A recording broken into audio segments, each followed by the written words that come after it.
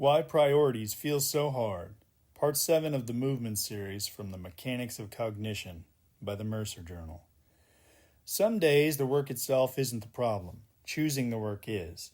You have 5 important things to do, not 50, 5.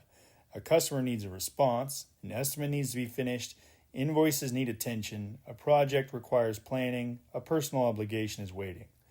None of them are optional, none of them are trivial, and somehow 30 minutes disappears deciding where to begin. The strange part is that the work itself might only take 20. The delay happens before movement starts. Most people think prioritization is a matter of importance. Just decide what matters most. But often that isn't the problem. The problem is that everything matters. The estimate matters, the customer matters, the bills matter, the family commitment matters, the project matters. The difficulty isn't deciding importance, it's predicting consequences. Every choice creates a future. If you call the customer first, one future unfolds. If you finish the estimate first, a different future unfolds. If you process invoices first, tomorrow changes in another direction. Each option carries implications. Each one affects what becomes possible next. So the system begins comparing. What happens if this waits? What happens if that waits? What if I choose the wrong thing first? What if something more important appears later? Movement slows, not because the work is difficult, but because comparison is expensive. This is something people rarely notice. Most assume work consumes the majority of mental energy. Often, comparison consumes more. A person can spend an hour evaluating 3 possible paths and accomplish nothing. The effort feels real because it is real. The system is actively simulating futures. It is trying to determine which trajectory creates the best outcome. The problem is that the answer is often unknowable, and while the comparison continues, movement stops. This helps explain a familiar experience. Sometimes the most productive days begin with a simple decision. Not a brilliant decision, not a perfect decision, just a decision. Once the comparison ends, movement starts. Something interesting happens at that point. The work itself often feels easier than the evaluation that preceded it. Why? Because prediction stabilizes. Before the decision, the system is maintaining multiple futures. After the decision, it only has to maintain one, so the load drops.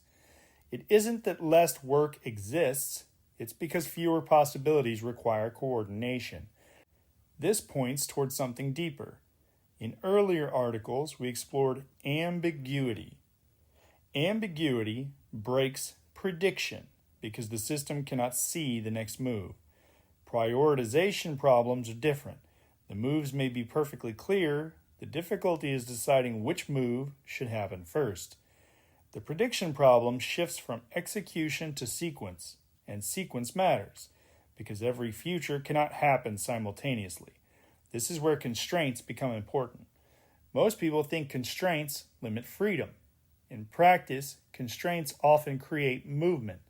A deadline, a scheduled appointment, a customer waiting for an answer, a promised commitment. Each constraint narrows the field of possibilities. It removes futures from consideration. Prediction becomes easier, coordination becomes easier, movement becomes easier. The system no longer has to evaluate every possible path. It only has to evaluate the remaining ones. This is why clear priorities often feel relieving. The work is still there. Nothing has been completed. The responsibilities remain exactly where they were. And yet the pressure decreases. A trajectory has emerged. The comparison begins to settle. The system can finally move. People often say they need better priorities. Sometimes they do. But often, they need something simpler. They need fewer active possibilities. Because the burden is not always the work itself, sometimes the burden is maintaining too many futures at once. The system can move through uncertainty. It can move through difficulty. It can move through discomfort. What it struggles to move through is an endless field of equally plausible futures. Coordination becomes easier when possibilities narrow. Not because less matters, but because prediction becomes possible again. The Mercer Journal is an independent reader-supported platform. You can back our work at coffee.com/wemercer. That's ko-fi.com/WEMERCER. And thanks for listening.